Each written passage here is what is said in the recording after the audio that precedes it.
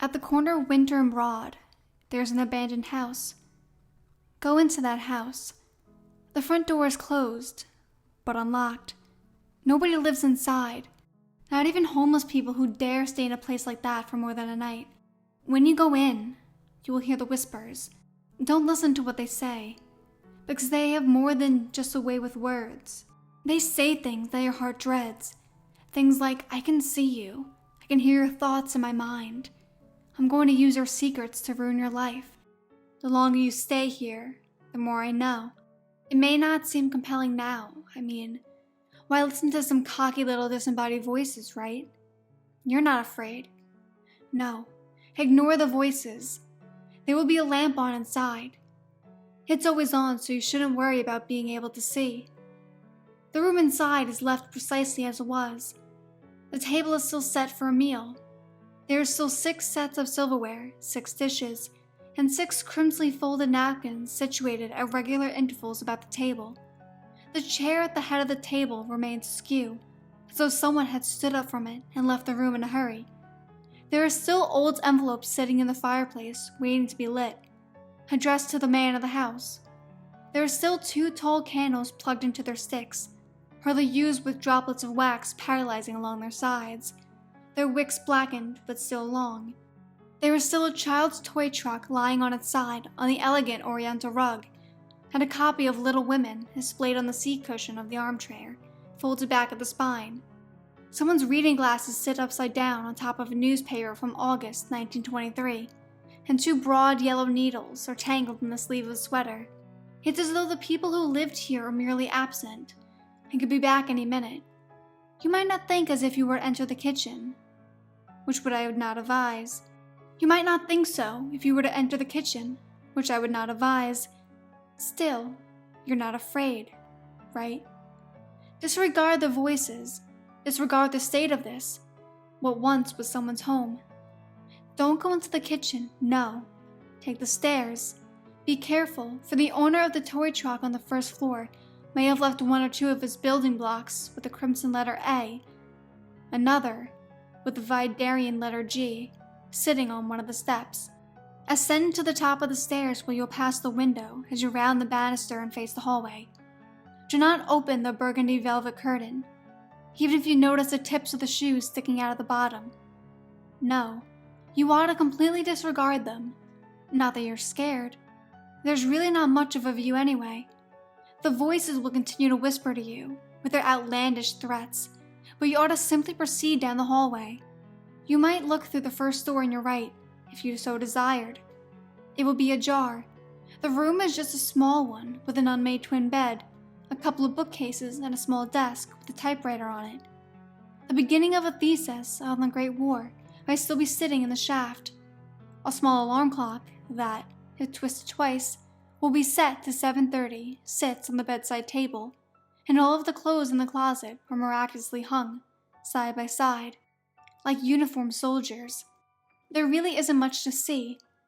Still, it's better than if you were to open the door on your left, the one with the broad wooden letters nailed to the door reading Sam.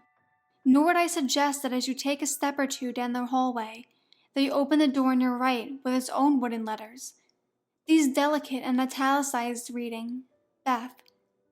The door across from Beth's room is the bathroom, which you might use if you absolutely couldn't repress your bladder any longer, and you didn't mind doing your business, as voices whisper absurdities into your ears. Just don't pull aside the shower curtain to peer into the claw-footed tub. Not that you're afraid. It's best if you just continue forward. You could glance into the last door on the left, but all you'd find there is a king-sized 4-poster and a vintage vanity mirror with some pearls strewn across the floor. Just don't look in the closet. Not that you're afraid, and neither are you afraid of opening the last door on the right.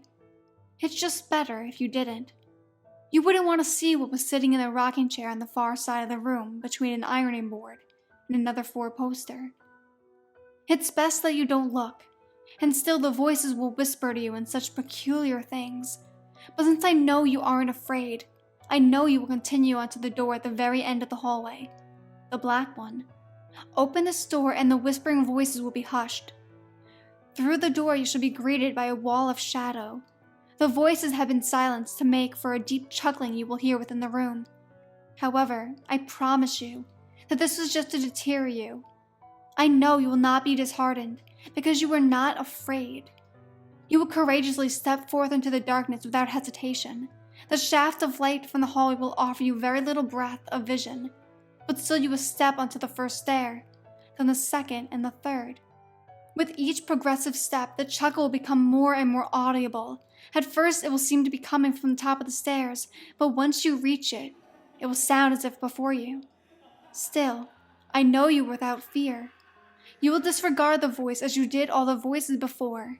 The owner of this chuckling voice will always sound as if it is just before you. But truthfully, he is just as ethereal as the other voices in the house. At times, the voice will be as distant as if he's pacing about the room. At times, he will be so close that if it weren't for the fact that you know your own voice, you might think that you are the chuckler yourself. But still, you are not afraid.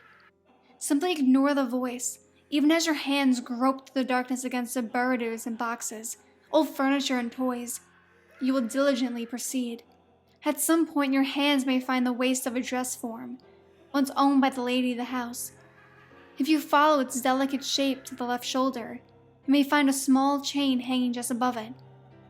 Do not pull this chain. It turns on the light. If you do so, the chuckling voice will not remain disembodied. And you don't want to meet the owner. Not that you're afraid. You must carry on through the darkness as you search for the leading box. You will know it by its earthy metal chill in your skin. When you do, you may notice that the chuckler seems to have regressed to the far side of the room. You must open this box, for inside you shall find the key. As soon as you have it, you may leave the attic. The chuckler will rush up behind you, laughing hysterically, and you must escape the attic before you feel his hands upon you. Do not hesitate to slam the door behind you, and use the latch below the doorknob to lock the chuckler inside. When you turn around, you will see that all of the doors that were once closed are now open, and the shoes below the curtain have disappeared.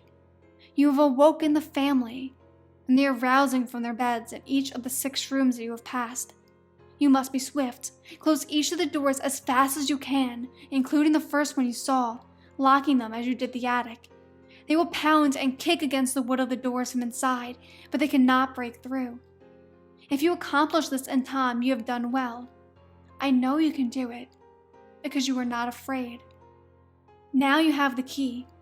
The dearly departed have been locked in their rooms, and you have proceeded downstairs once more.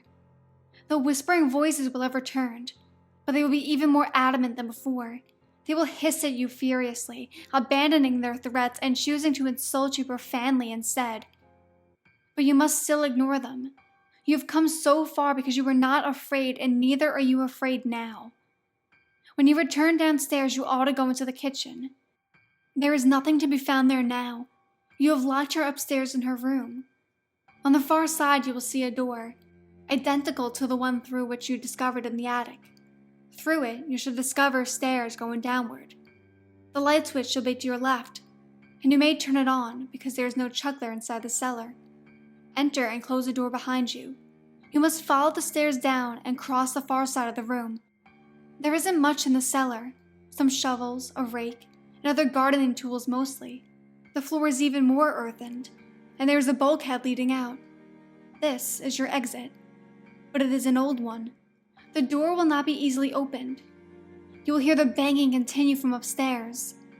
Still, you are not afraid. At the far end of the basement, opposite the entrance, there is an apparently blank wall, but you will find a loose brick at eye level for someone who is about 5'9". Take it out, and you should be able to pull out more afterward. When you've pulled enough of them away, you will find a hatch. The hatch may be opened with a key. However, by the time you have found the hatch, I imagine the family will have found their way out of their rooms. But still, you are not afraid. The sound of footsteps may sound through the house as the family comes in search of you. There are limited places you could be, so you better move fast. Open the hatch with the key, and inside you will find the safe. The combination is the date of the newspaper that was in the living room upstairs. You must turn the dial even as it becomes apparent that the family have discovered where you are. They will bang on the door to the basement, and it will only hold for so long. Still, I know. You will not be afraid.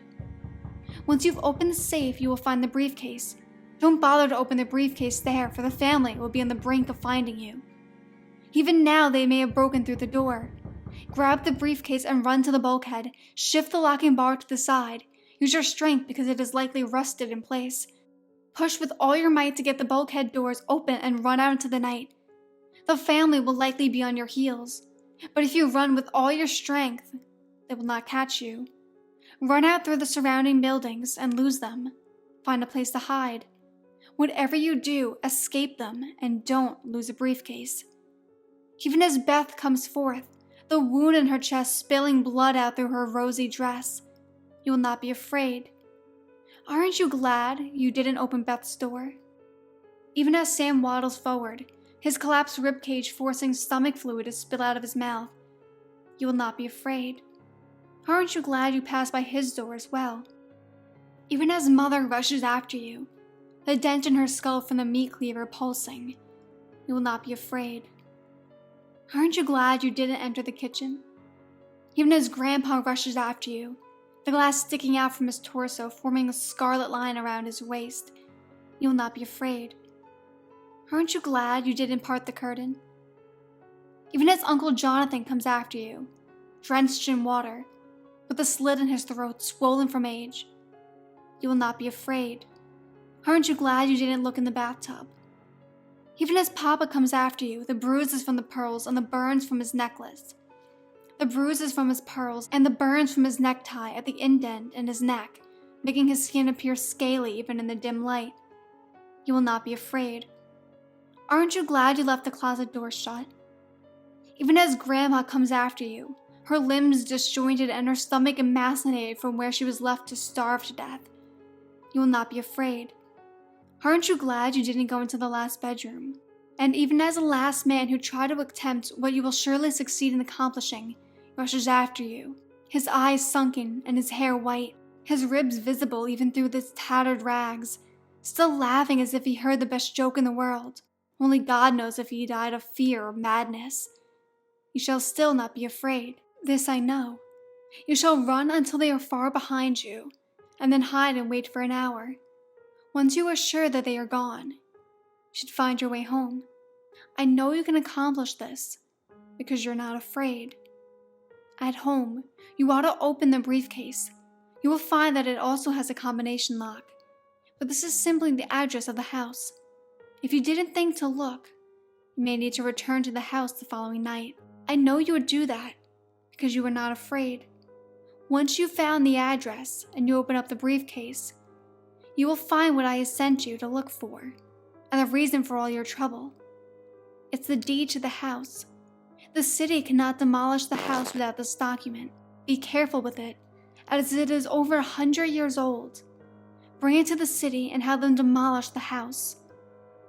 Once and for all, my family will be able to rest, and maybe this will adequate repentance for what I did to them all those years ago. If you do city to demolish that house, my family's bodies will be interned in the rubble, finally at peace. If not, you left the front door unlocked, didn't you? God forbid someone else enter that house by chances. But it doesn't have anything to do with you. And anyways, they have nothing to fear, right?